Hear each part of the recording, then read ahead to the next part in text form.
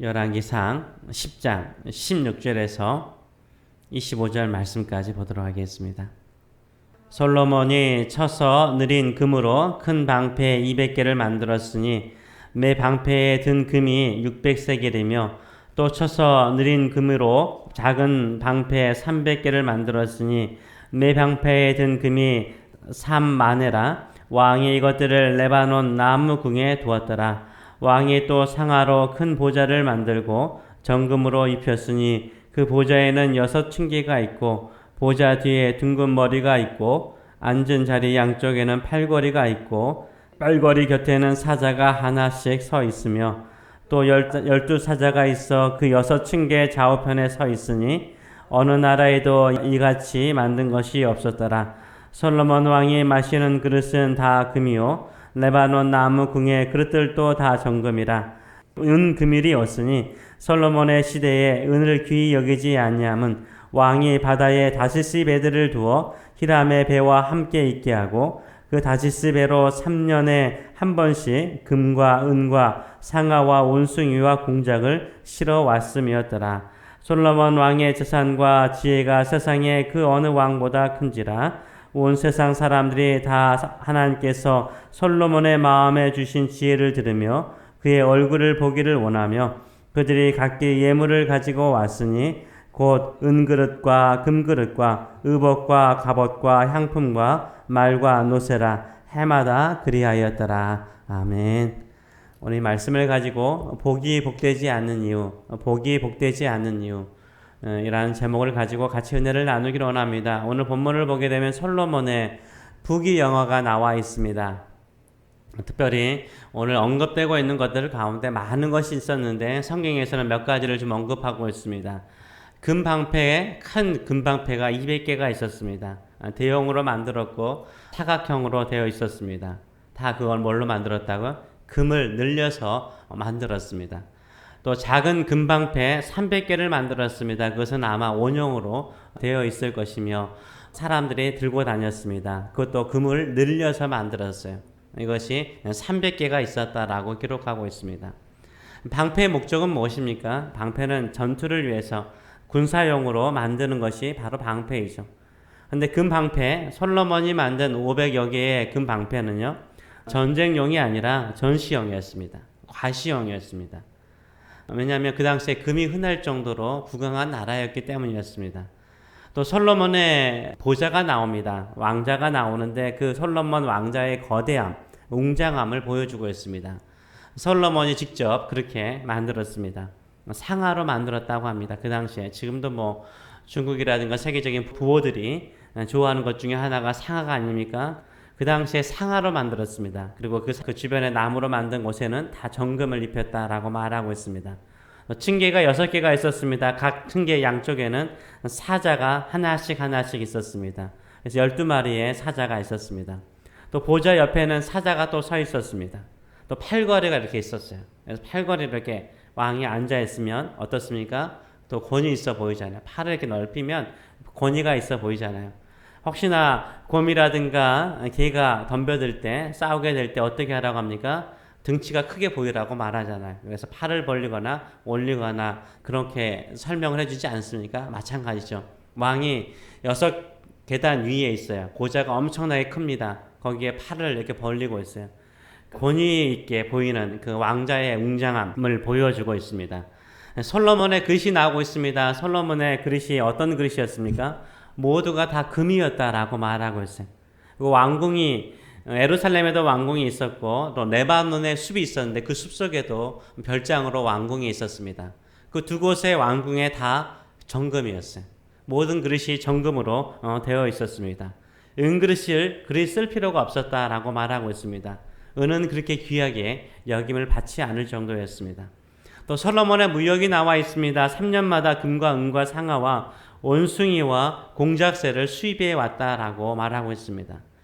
솔로몬의 또 인기가 나와 있습니다. 24절의 말씀을 보게 되면 온 세상 사람들이 그렇죠. 온 세상 사람들이 다 하나님께서 솔로몬의 마음에 주신 지혜를 들으며 그의 얼굴 보기를 원하였다라고 말하고 있어요.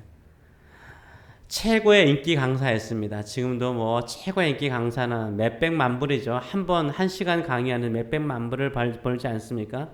이 정도로 비싼 수강료를 내는데 세계의 모든 사람들이 한 번쯤은 솔로몬의 지혜의 말을 듣고 솔로몬의 부귀를 보는 것이 그들의 꿈이었습니다. 근데 그들이 올 때 그냥 오지 않았다는 거죠. 수많은 향품과 금은 그릇을 가지고 왔다라고 말하고 있습니다. 이런 성경의 기록은 우리 마음에 부러움을 주기 위해서 기록되었을까요? 솔로몬을 부러워하기 위해서 이런 것을 기록하였을까요? 우리도 솔로몬처럼 1000번제를 드리면 하나님께서 부귀영화를 누리게 할 것이라 라고 도전하기 위해서 이런 것을 기록하였을까요? 물론 그것은 아니겠죠. 포인트는 이 모든 것을 누가 주셨다라는 거죠? 하나님께서 주셨다는 거예요. 솔로몬이 누리고 있는 그 모든 부귀영화는 다 하나님께서 주셨다라고 말하고 있습니다. 솔로몬에게 부귀영화를 가져다 준 그 지혜는요? 그 지혜는 누가 주신 거예요? 하나님이 주셨다는 거예요. 24절은 그것을 강조하고 있습니다. 온 세상 사람들이 누구의 지혜를요? 솔로몬의 지혜를 들으러 왔는데 다 하나님께서 솔로몬의 마음에 주신 지혜를 들으러 왔다라고 말하고 있어요. 솔로몬의 지혜는 하나님께서 주신 것이라고 강조하고 있습니다. 하나님께서 주신 지혜로 인하여서 그가 그렇게 부강한 나라를 만들었던 것입니다. 축복은 누가 주는 것입니까? 하나님이 주시는 거예요. 축복은 하나님이 주시는 거예요. 하나님이 주시되 어떻게 주시는 거예요? 넘치도록 주세요. 하나님이 약속하시면 넘치도록 풍성하게 주시는 하나님이신 줄 믿습니다. 이 모든 부귀영화는 하나님께서 솔로몬에게 기드온의 산당에서 1000번제를 드리고 난 다음에 나타나셔서 약속하신 거예요. 하나님은 한 번 약속하시면 신실하게 그 약속을 지키시는 하나님이신 줄 믿습니다. 하나님은 신실하게 그 약속을 지키시는 하나님이세요.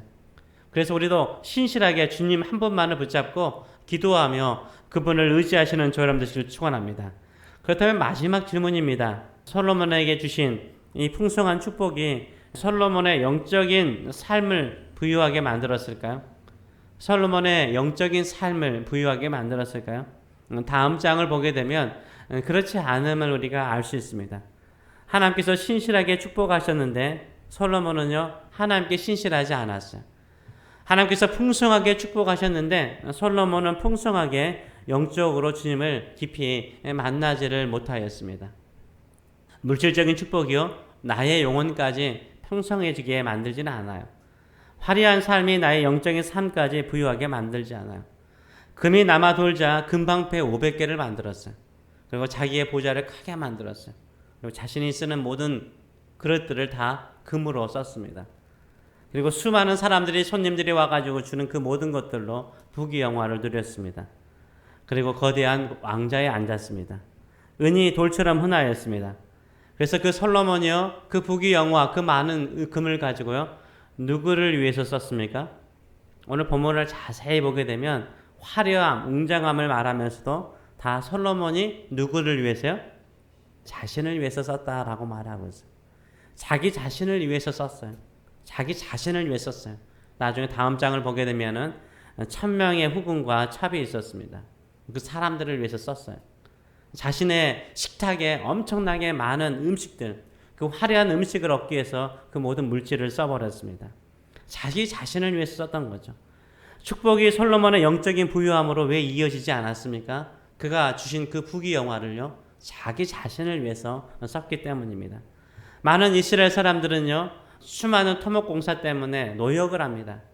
힘들었던 거죠. 왕은 화려하고 부유하게 살았는데 노역을 한 거예요. 솔로몬이 죽고 난 다음에 르호보암에게 찾아와서 그의 아들 르호보암에게 찾아와서 장로들이 하는 말이 무엇입니까? 좀 노역 좀 감해주고 세금 좀 감해주라 라고 말을 해요.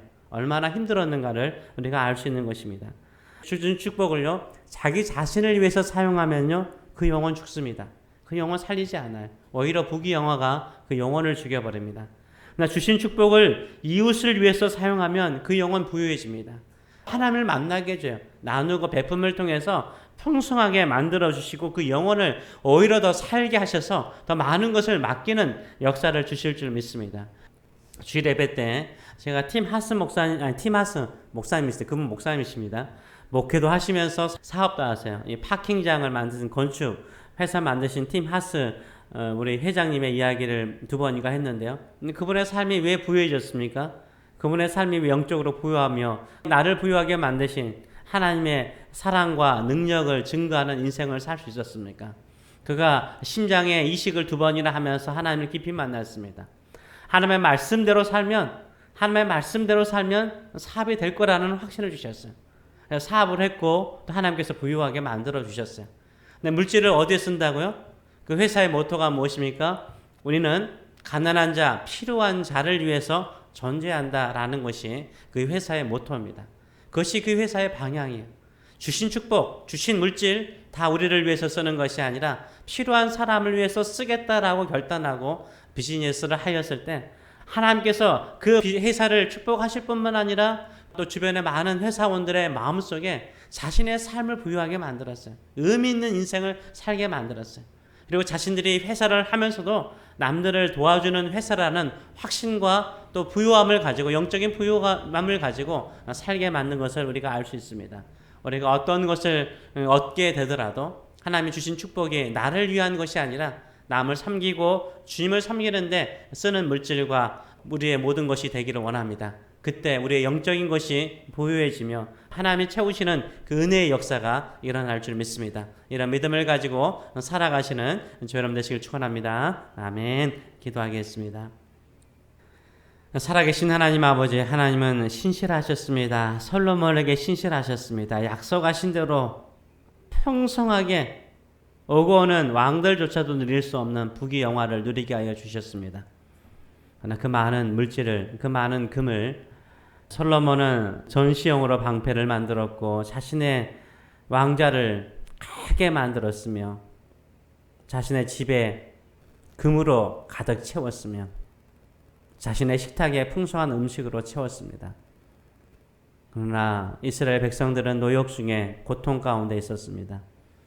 살아계신 하나님 아버지, 우리가 축복이 물질적인 부유함이 우리의 영혼의 부유함까지 이어지지 않으면 그것이 얼마나 큰 저주가 되는가를 우리가 알게 됩니다. 살아계신 하나님, 물질적으로 또 잘 살더라도 이 부유함을 주신 분이 하나님이시오니 주변의 이웃들과 나누고 베품을 통하여서 함께 부유해지는 저희들의 삶들이 될 수 있도록 축복하여 주시옵소서. 나누고 베품을 통해서 우리의 영혼이 살아나게 하여 주시고 우리의 영적인 것이 더 부유해지게 하여 주시고 하나님 아버지 더 부유해진 영적인 축복을 가지고 주변 사람들에게도 그리스도의 사랑을 증거하는 저희들의 삶들이 될 수 있도록 은혜 베풀어 주시옵소서. 하나님 아버지, 우리는 비록 물질적으로 가난할 수 있습니다. 그러나 우리는 영적인 부유한 자가 되기를 원합니다. 영적인 부자가 되기를 원합니다. 항상 마음은 하나님을 사랑하고 이웃들을 섬기면서 우리의 영혼이 살아나고 부유해지는 우리 교회와 우리 성도들 될 수 있도록 축복하여 주시옵소서. 감사드리며 예수님의 이름으로 기도합나이다. 아멘.